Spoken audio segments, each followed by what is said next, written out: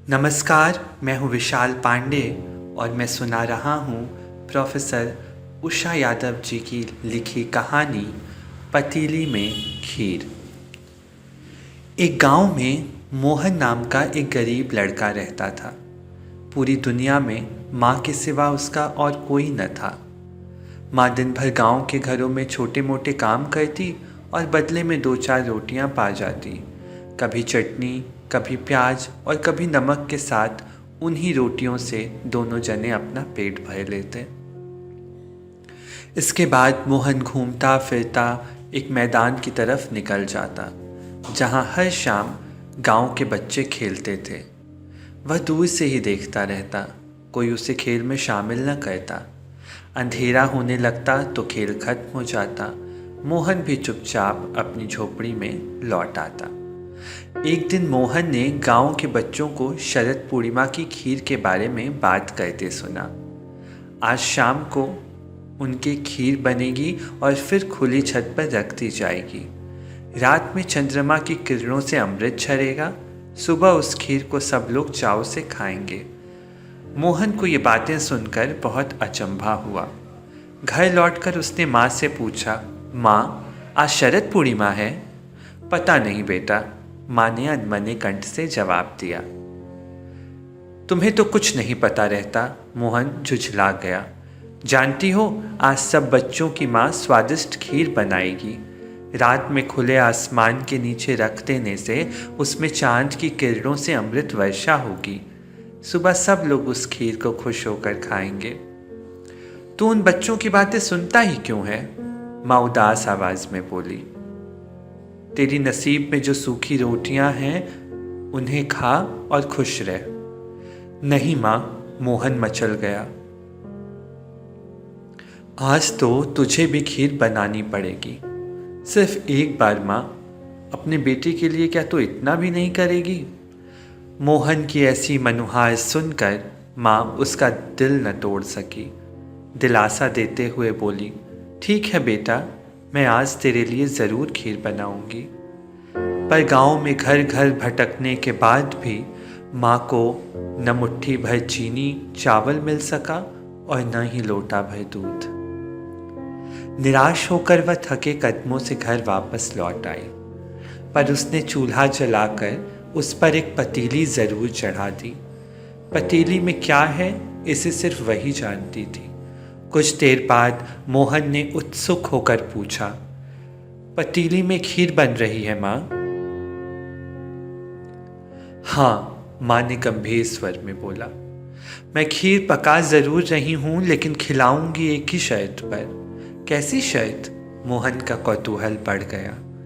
यही कि तू कल सुबह होने से पहले इस बारे में एक शब्द भी नहीं कहेगा।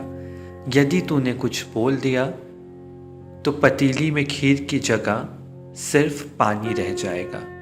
बस इतनी सी बात? मोहन हंस दिया। फिक्र न कर माँ, मैं इस बारे में बिल्कुल चुप रहूंगा।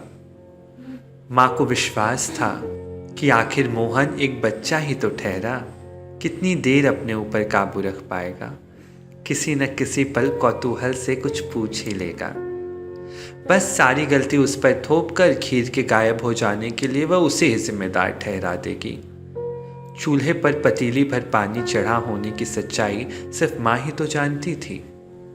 पर मोहन सचमुच बहुत पक्का निकला। उसने खीर को लेकर कोई सवाल न किया। माँ बीच बीच में उसे उकसाती रही, वाह कैसी बढ़िया खुशबू आ रही है।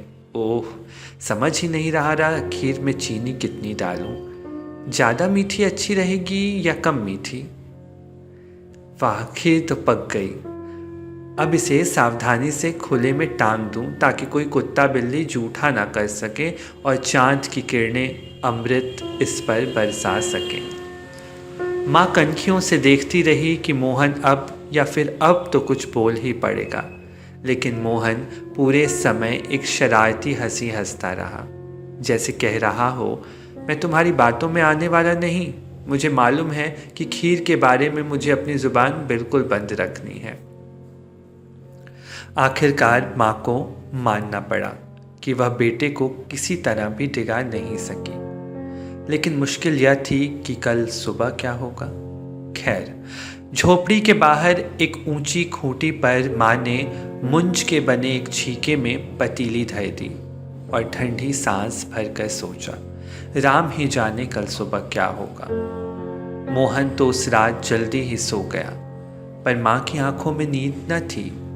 वह दबे पांव झोपड़ी से निकली और कुछ दूर जाकर एक घने पेड़ के नीचे बैठकर बिसूरने लगी।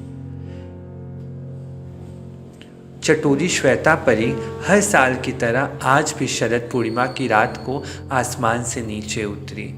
उसे पता था कि आज गांव के घर घर में मीठी स्वाद वाली खीर बनती है और खुले आकाश के नीचे सुरक्षित जगह रख दी जाती है। श्वेता को पूरे साल इस दिन का इंतज़ार रहता।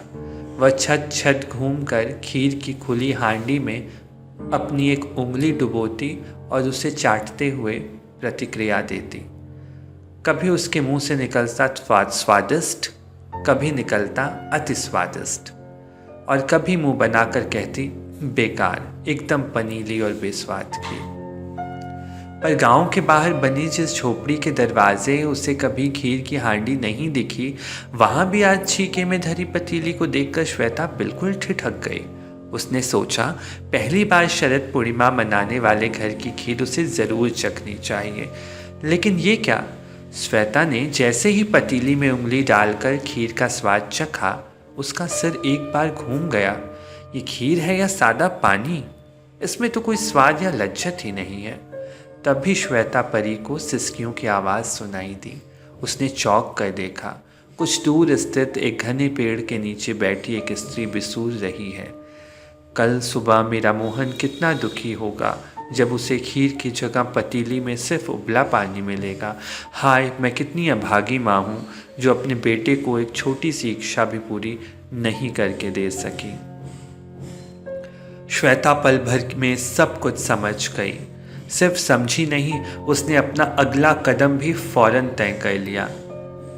जैसे ही जादू की छड़ी घुमाई, पूरी पतीली केसर इलायची की खुशबू से गमकती हुई मेवे मखानों की खीर से लबालब भर गई। इस खीर का स्वाद श्वेता जानती थी।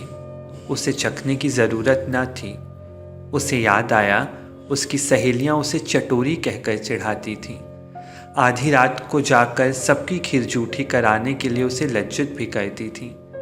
लेकिन आज इसी चटोरेपन की वजह से वह एक गरीब परिवार की रोती आंखों में मुस्कुराहट भर सकेगी। श्वेता इसके बाद किसी और घर की छत पर नहीं गई। वह वापस परीलोक लौट गई। पर कल्पना की आंखों से वह उस उजली भोर को देख रही थी जब पतीली में पानी की जगह स्वाद वाली खीर को पाकर गरीब माँ विस्मय से अपनी आंखें मलेगी और बेटा उछलते हुए कहेगा, वाह, पतीली में खीर। अनजाने ही श्वेता ने अपने होठों पर जीभ फेरी तो चकित हो उठी। ये पतीली की खीर की वह मिठास उसके मुंह में कैसे घुल गई? उसने तो आज किसी घर में खीर चखी तक नहीं। प्रोफेसर उषा यादव जी की लिखी कहानी पतीली में खीर। अगर आपको पसंद आई तो आप अपनी प्रतिक्रिया ज़रूर दीजिएगा। धन्यवाद।